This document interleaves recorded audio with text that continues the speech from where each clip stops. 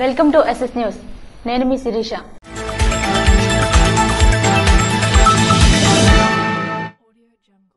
శ్రీకాకుళం జిల్లాలో ఇకపై రాగిపిండిని కూడా ఇంటి వద్దకే పంపిణీ చేయనున్నట్లు పౌర సంబంధాల శాఖ తెలియజేసింది.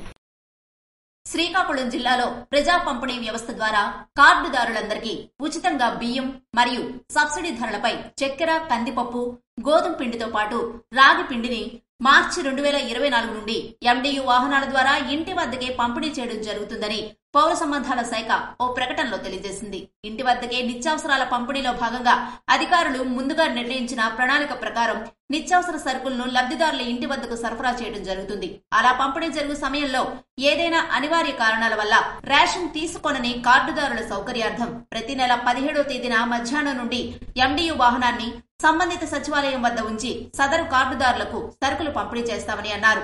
బహిరంగ మార్కెట్లో 1 కేజీ 40 రూపాయలు విలువ చేసే రాగి పిండిని పౌర సరఫరాల శాఖ ద్వారా మార్చి నెల నుండి 1 కేజీ 11 రూపాయలకు పంపిణీ చేయబడుతుందని, రాగి పిండి తీసుకునే కార్డుదారులకు బియ్యాన్ని 1 కేజీ తగ్గిస్తామని, కార్డుదారునికి మొత్తం బియ్యం తీసుకోవాలో లేదా బియ్యము మరియు రాగి పిండి కలిపి తీసుకోవాలో ఎంపిక చేసుకునే స్వేచ్ఛ కూడా ఉంటుందని అన్నారు.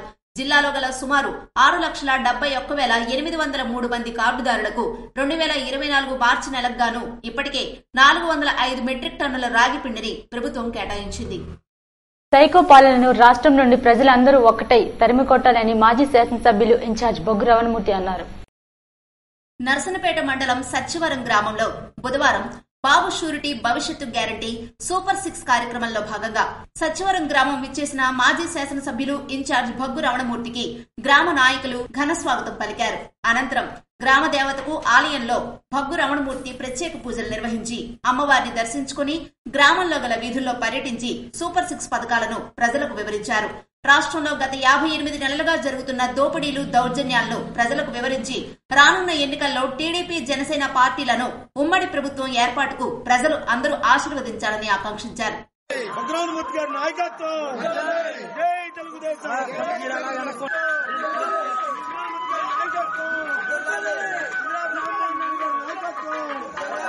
కార్యక్రమంలో మాజీ సర్పంచ్, క్లస్టర్ ఇన్ఛార్జ్ గొద్దు చిట్టిబాబు, రాష్ట్ర ఎస్సీ సెల్ కార్యదర్శి వేవరరాము, యూనిట్ ఇన్ఛార్జ్ పీస కృష్ణ, పట్టణ పార్టీ అధ్యక్షుడు కింజరాపు రామారావు తదితరులు పాల్గొన్నారు.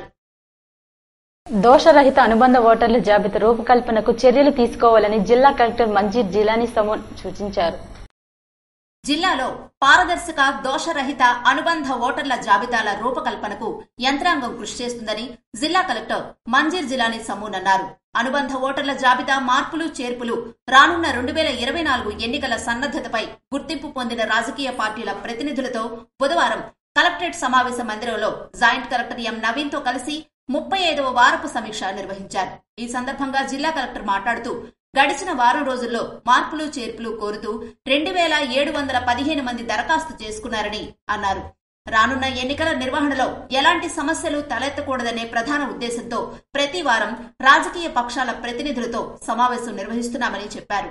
ఎన్నికల్లో పోలింగ్ శాతం కనీసం 75% మించి ఉండాలనే లక్ష్యంతో ఓటర్లను అవగాహన కల్పించే స్వీప్ కార్యక్రమాలను కూడా ముమ్మరం చేస్తున్నామన్నారు. 80 ఏళ్ల వయసు పైబడిన, అలాగే నడవలేని, మంచం పట్టి ఉన్న ఓటర్లు, విభిన్న ప్రతిభావంత ఓటర్లకు సంబంధించి ఇంటి దగ్గరే ఓటింగ్ నిర్వహణపై పరిశీలన చేయడం జరుగుతుందన్నారు. ఇలా జిల్లా మొత్తం 49,957 మంది ఓటర్లను గుర్తించామని, వీరు ఇంటి నుంచే ఓటు వేసేందుకు గాను ముందుగా ఫారం 12D సమర్పించాల్సి ఉంటుందన్నారు. ఎన్నికల సమయంలో నగదు, మద్యం తదితర వాటిని పంపిణీ చేసి ఎన్నికల నియమావళిని ఉల్లంఘించే వారిపై కఠిన చర్యలు తీసుకోవడం జరుగుతుందని, ఇందుకుగాను ప్రత్యేకంగా కాల్ సెంటర్ ను ఏర్పాటు చేశామని, ప్రతిరోజు ఉదయం 10 గంటల నుంచి సాయంత్రం 5:30 గంటల వరకు ఈ కాల్ సెంటర్ పనిచేస్తుందన్నారు. సమావేశంలో జిల్లా రెవెన్యూ అధికారి ఎం గణపతిరావు, రౌత్ శంకర్రావు, పిఎంజే బాబు, సురేష్ బాబు తదితరులు పాల్గొన్నారు. శ్రీముఖలింగంలో శివరాత్రి ఉత్సవాలు ఏర్పాట్లు పక్కాగా చేయాలని రెవెన్యూ డివిజనల్ అధికారి సిహెచ్ రంగయ్య అధికారులను ఆదేశించారు. మార్చి 8వ తేదీ నుండి మార్చి 11వ తేదీ వరకు నిర్వహించనున్న మహాశివరాత్రి మహోత్సవాల్లో భాగంగా శ్రీముఖలింగేశ్వర స్వామి దేవాలయం వద్ద ఏర్పాట్లపై బుధవారం జలమూరు ఎంపీడీఓ కార్యాలయంలో రెవెన్యూ డివిజనల్ అధికారి సిహెచ్ రంగయ్య సమీక్షించారు. ఈ సందర్భంగా ఆయన మాట్లాడుతూ భక్తులు స్వామివారి దర్శనం సమయంలో ఎటువంటి సమస్యలు లేకుండా చూడాలన్నారు. భక్తులు స్నానాలు చేయడానికి సరిపడిన నీటి నిల్వలు చేయాలని ఆదేశించారు. లైటింగ్ ఏర్పాట్లు చేయాలని, జనరేటర్లు సిద్ధంగా ఉంచుకోవాలన్నారు. ముందుగానే అంతా వైరింగ్ పరిశీలన చేసుకోవాలని ఆదేశించారు. ఉత్సవాలు విజయవంతం చేయాల్సిన బాధ్యత అందరిపై ఉంటుందన్నారు. విధుల్లో ఎవరైనా నిర్లక్ష్యం వహిస్తే కఠిన చర్యలు తీసుకుంటామన్నారు. ఆర్ఎండ్బి రహదారులపై రోడ్డుకు ఇరువైపులా తుప్పలు సరిచేయాలని ఆదేశించారు. సిబ్బందికి ఇప్పటి నుండే విధులు కేటాయించాలన్నారు. 108 వాహనాలు సిద్ధంగా ఉంచుకోవాలని వైద్య శాఖ అధికారులను ఆదేశించారు. మెడిసిన్ సిద్ధం చేసుకోవాలని సిబ్బందిని ఆదేశించారు. మండల పరిషత్ అధ్యక్షులు వాన గోపి మాట్లాడుతూ రహదారులకు ఇరువైపులా ఉన్న రెల్లుగడ్డి తుప్పలు తొలగించేందుకు చర్యలు తీసుకోవాలని ఆర్ఎండ్బి అధికారులను కోరారు. మీ శాఖలకు సంబంధించి యాత్రకు అవసరమైన సమస్యలు ఉంటే తెలియజేయాలన్నారు. భక్తులకు ఎలాంటి అసౌకర్యం కలగకుండా ఆయా శాఖల నుండి ఏర్పాట్లు చేయాలని కోరారు. సర్పంచ్ సతీష్ కుమార్ మాట్లాడుతూ పంచాయతీ నుంచి తమ వంతు సహాయ సహకారాలు అందిస్తామని, మండల వైద్య ఆరోగ్య అధికారి 4 రోజులకు సరిపడా ఏర్పాట్లు చేసినట్లు టి సుజాత వివరించారు. శానిటేషన్ ఎప్పటికప్పుడు శుభ్రం చేయాల్సిందేనని ఆర్డబ్ల్యూఎస్ అధికారులను ఆర్డీఓ ఆదేశించారు. భక్తులకు తాగునీరు ఏర్పాట్లు చేయాలన్నారు. దేవాదాయ శాఖ సహాయ కమిషనర్ ప్రసాద్ పట్నాయక్ మాట్లాడుతూ దర్శనానికి వచ్చే భక్తులకు ఇబ్బందులు లేకుండా ఏర్పాట్లు చేస్తామన్నారు. విద్యుత్పై ఏఈ మాట్లాడుతూ లైటింగ్ అంతా ఏర్పాటు చేసినట్లు చెప్పగా జనరేటర్ సిద్ధంగా ఉంచుకోవాలని ఆర్డీఓ ఆదేశించారు. ముందుగానే అంతా పరిశీలించుకోవాలని, ఎక్కడా లీకేజ్ లేకుండా పరిశీలించుకోవాలని చెప్పారు. భక్తులకు తాగునీరు సరఫరాకు సిబ్బంది పెంచాల్సిందిగా ఈఓపీఆర్డీ కోరారు.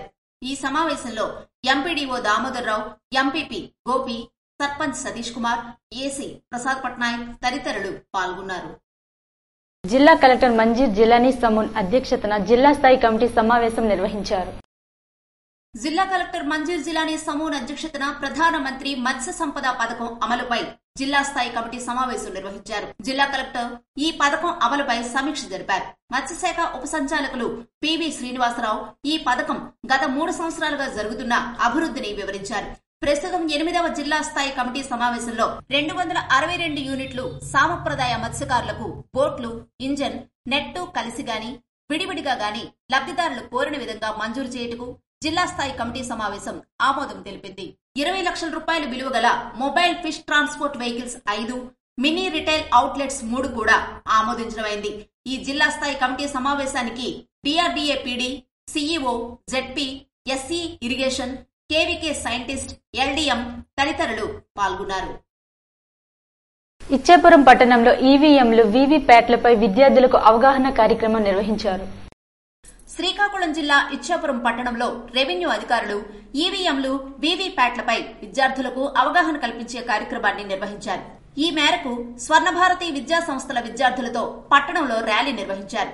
అనంతరం స్వర్ణభారతి విద్యా సంస్థ ఆవరణలో విద్యార్థులతో ప్రత్యేక సమావేశాన్ని నిర్వహించారు. ప్రత్యేక అధికారి ఈఆర్ఓ సుదర్శన్ ద్వారా ఈ కార్యక్రమంలో పాల్గొని విద్యార్థులకు ఈవీఎంలపై, వీవీప్యాట్లపై ప్రత్యేక అవగాహన కల్పించారు. ఈవీఎంల ద్వారా ఓటింగ్, కౌంటింగ్ ఎలా జరుగుతుందో వివరించారు. స్వర్ణభారతి విద్యా సంస్థల చైర్మన్ చాట్ల తులసీదాస్ రెడ్డి మాట్లాడుతూ ఓటు యొక్క ప్రాముఖ్యతను, ఈవీఎంల ప్రాధాన్యతను వివరించారు. కార్యక్రమంలో డిప్యూటీ తహసీల్దార్ శ్రీహరి, ఇతర రెవెన్యూ అధికారులు పాల్గొన్నారు. వజ్రపు కొత్తూరు మండలం అల్తాడ గ్రామంలో జగనన్న ఆరోగ్య సురక్ష కార్యక్రమం నిర్వహించారు. వజ్రపు కొత్తూరు మండలం అల్తాడ గ్రామంలో నిర్వహించిన జగనన్న ఆరోగ్య సురక్ష కార్యక్రమంలో 372 మంది రోగులకు షుగరు, బీపీ టెస్టులు ఇంకా ఇతర రోగులను పరీక్షించి వారికి ఉచితంగా మందులు ఇచ్చారు. ఈ సందర్భంగా గర్భిణీ స్త్రీలకు, చిన్నపిల్లలకు ఆరోగ్యంపై అవగాహన కల్పించారు. ఈ కార్యక్రమంలో doctor D Vinay Kumar, doctor K Vahini, Priyanka, ఎంఎల్హెచ్పీలు, ఏఎన్ఎంలు, హెల్త్ అసిస్టెంట్లు పాల్గొన్నారు. ఇవి ఈనాటి వార్తలు. మరిన్ని వార్తలతో మళ్లీ కలుద్దాం. చూస్తూనే ఉండండి ఎస్ఎస్ న్యూస్.